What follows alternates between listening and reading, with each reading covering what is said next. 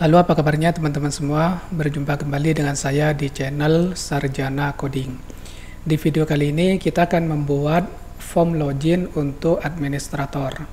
Nah, di sini saya menggunakan sebuah template yang namanya adalah Sufi Admin Dashboard Master. Untuk template ini nanti saya akan taruh link downloadnya di deskripsi video ini. Oke, sekarang kita akan akses website yang sudah kita buat di pertemuan sebelumnya. Oke, silakan teman-teman buka browsernya. Kemudian di sini kita ketikkan localhost, kemudian /apps rental. Oke, seperti ini. Oke, di sini ada error. Jangan lupa ya untuk teman-teman aktifkan XAMPP-nya terlebih dahulu. Selanjutnya silakan teman-teman klik start pada bagian Apache ini. Oke, diklik start yang di sini ya.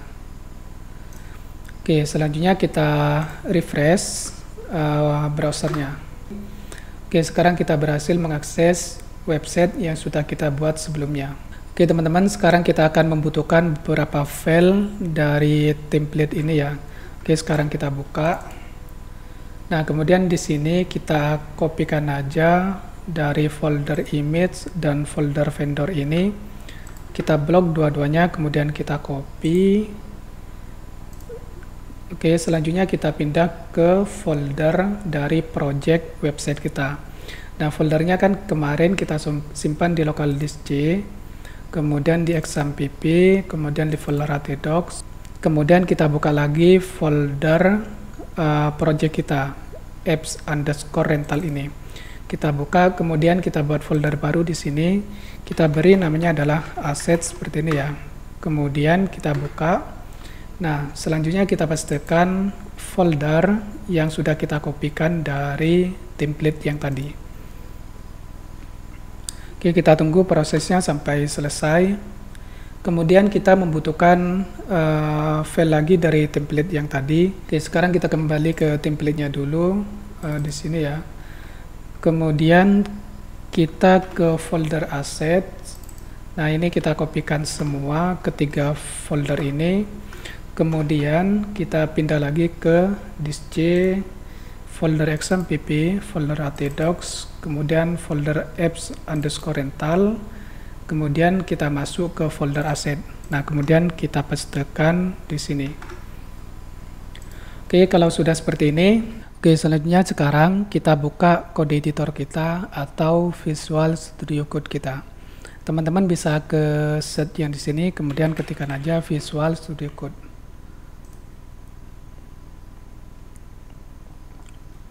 Oke, langkah selanjutnya adalah kita ke menu file, kemudian open folder. Nah, di sini teman-teman cari folder website teman-teman.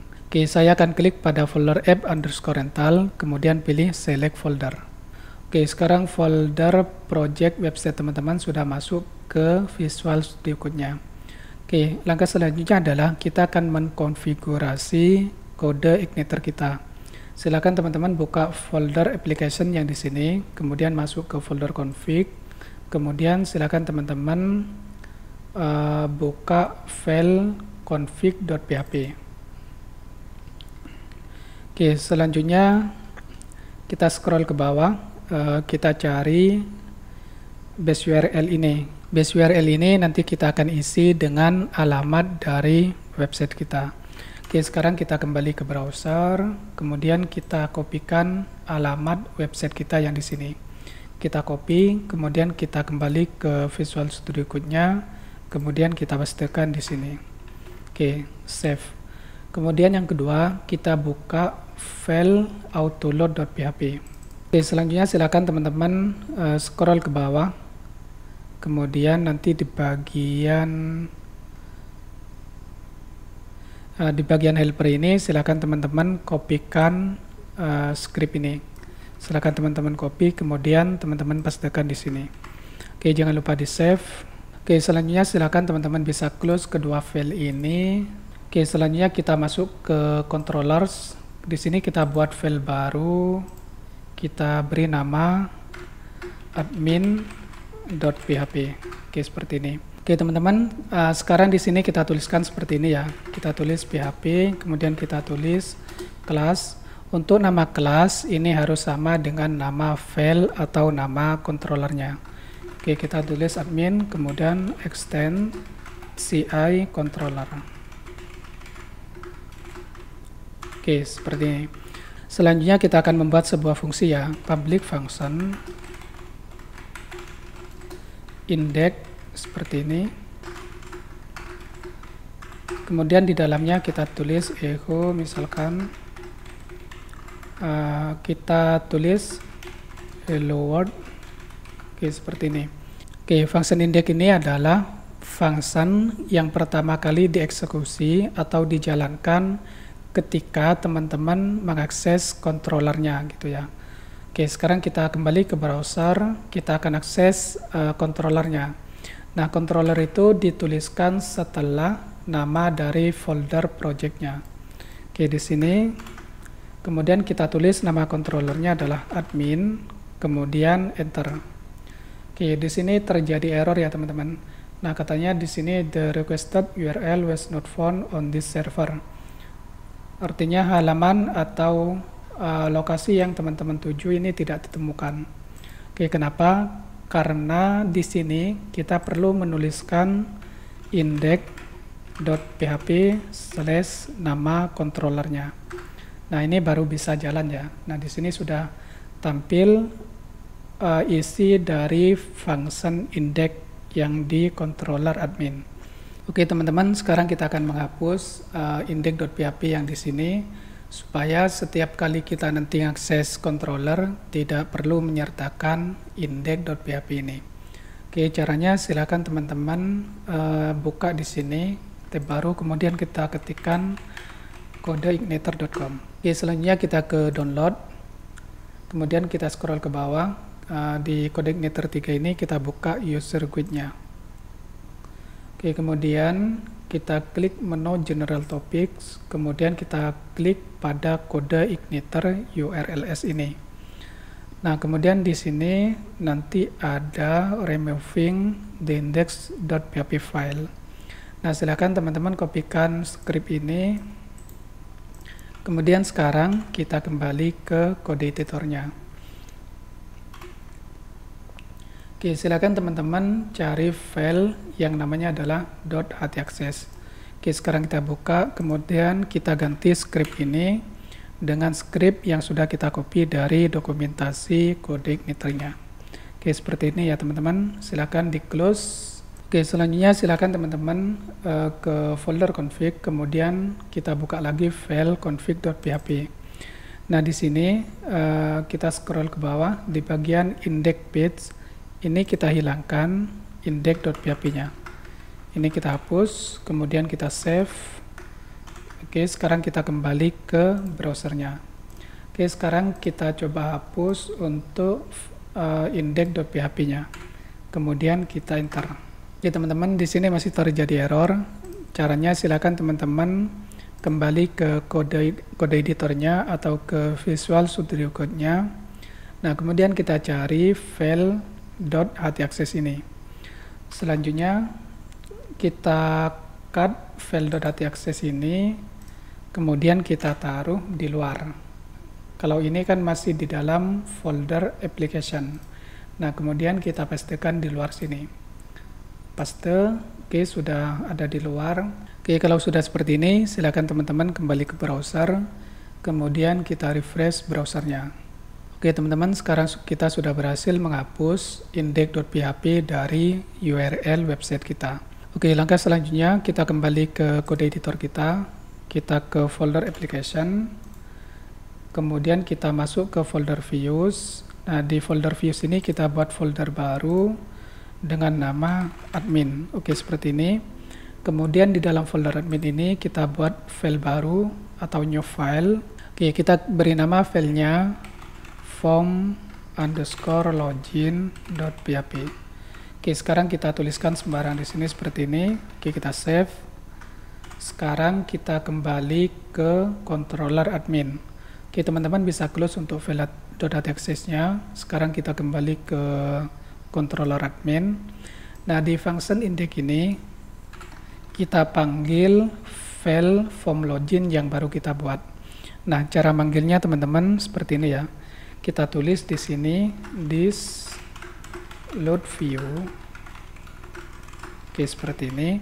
Oke, kemudian di sini kita akses file form underscore loginnya. Untuk mengakses file form underscore login, kita harus masuk dulu ke dalam folder admin. Kenapa? Karena file form underscore login itu ada di dalam folder admin. Oke, berarti di sini kita tulisnya admin, kemudian slash form underscore login. Oke, seperti ini. Oke, sekarang kita kembali ke browser, kemudian kita refresh browsernya. Oke ya. Nah, kalau teman-teman perhatikan, sekarang di sini ini sudah tampil isi dari file form underscore login.php. Oke, misalkan sekarang saya ganti isi dari file form login.php-nya. Oke, misalkan selamat datang di web rental mobil. Oke, seperti ini. Sekarang kita kembali ke browser, kemudian sekarang kita refresh browsernya. Oke ya, sekarang tulisannya selamat datang di web rental mobil. Ini artinya kita sudah berhasil memanggil file form underscore login.php-nya. Oke, langkah selanjutnya yang kita lakukan adalah kita tidak menuliskan teks seperti ini, tapi di sini kita akan membuat form login-nya. Oke, silakan teman-teman bisa kembali ke desktop, kemudian ke folder template-nya ya. Nah, di sini teman-teman bisa klik file index.html-nya. Oke, ini adalah tampilan dari template admin yang akan kita gunakan.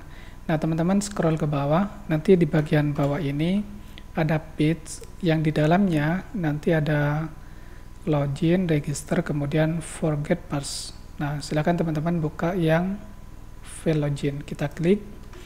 Nah, kita akan diarahkan ke tampilan seperti ini. Langkah selanjutnya yang kita lakukan adalah kita klik kanan di sini, kemudian kita klik view page source. Nah, teman-teman silakan blok kode ini, kemudian klik kanan, copy. Langkah selanjutnya kita kembali ke kode editor kita.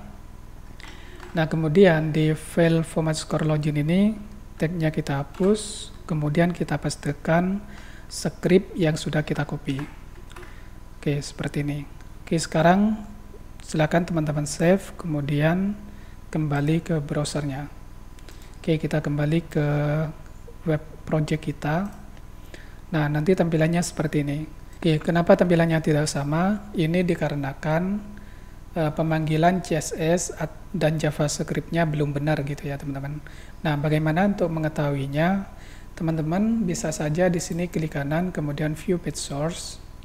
Nah, kemudian di sini kita klik untuk link yang mengarah ke file-file CSS-nya. Kalau sekarang kita klik, nah di sini pick not found. Nah, ini artinya pemanggilan file CSS dan JavaScript di sini ini belum berhasil kita lakukan. Oke, silakan teman-teman kembali ke codingannya. Oke, teman-teman, sebelum kita memperbaiki pemanggilan file CSS dan JavaScript dari template ini, alangkah baiknya kalau kita rapikan codingan kita terlebih dahulu. Kalau teman-teman lihat di sini untuk codingannya sangat berantakan ya. Saya sendiri pun kalau lihat codingan seperti ini bawaannya malas gitu ya. Nah, di Visual Studio Code ini ada satu extension yang menurut saya sangat baik sekali. Jadi ini sangat membantu memperbaiki, merapikan codingan kita. Nah, silakan teman-teman ke sebelah kiri, ini ada extension. Nah, kemudian teman-teman nanti cari di set ini ya, tinggal teman-teman cari format HTML in PHP. Oke, ini adalah extension. Oke, ini adalah extensionnya teman-teman. Silakan teman-teman nanti pilih yang review 2K. Oke, diklik, kemudian nanti teman-teman install ya. Kemudian silakan teman-teman bisa baca dokumentasinya di sini.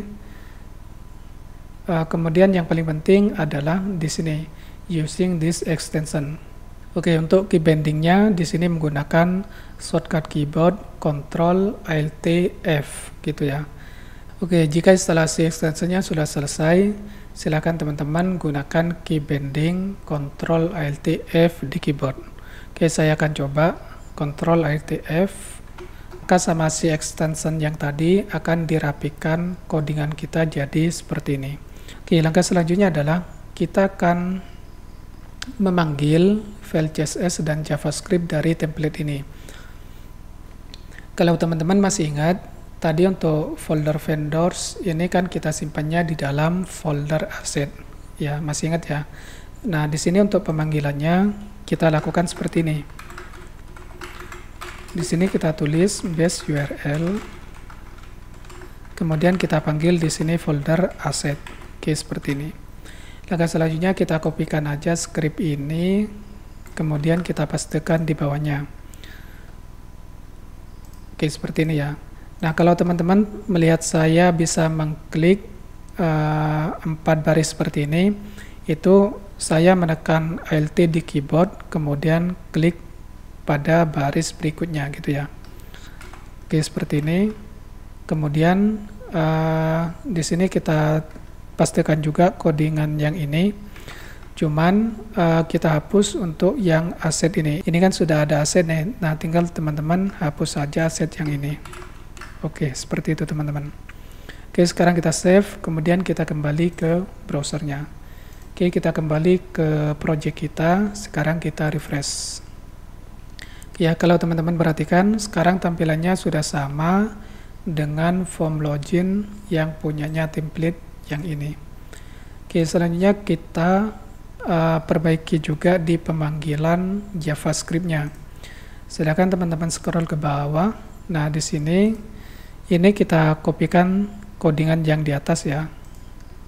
Oke, seperti ini. Kemudian yang di aset juga jangan lupa ini asetnya dibuang karena di sini sudah ada pemanggilan untuk ke folder asetnya. Oke, kita simpan, kemudian kita refresh lagi di browsernya. Oke teman-teman, selanjutnya kita akan menghapus bagian-bagian yang tidak kita butuhkan. Mulai dari remember me, kemudian sign in with Facebook, kemudian sign in with Twitter, dan lain sebagainya. Kita cuma butuh email, password, dan tombol sign in. Oke, sekarang kita bisa blok seperti ini, kemudian kita copy. Sekarang kita kembali ke codingannya. Sekarang kita Ctrl F untuk menampilkan pencarian seperti ini. Kemudian kita pastekan. Nah, otomatis di sini kita akan menemukan teks remember me. Nah, tinggal kita hapus dari div ini sampai div ini. Oke, kita save, kemudian kita lihat hasilnya. Oke ya, untuk remember me sudah kehapus. Langkah selanjutnya adalah kita cari sign in with Facebook.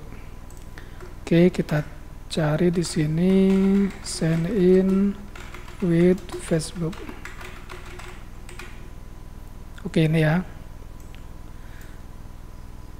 Oke, ini kita hapus mulai dari sini sampai ke don't have account. Oke, kita hapus.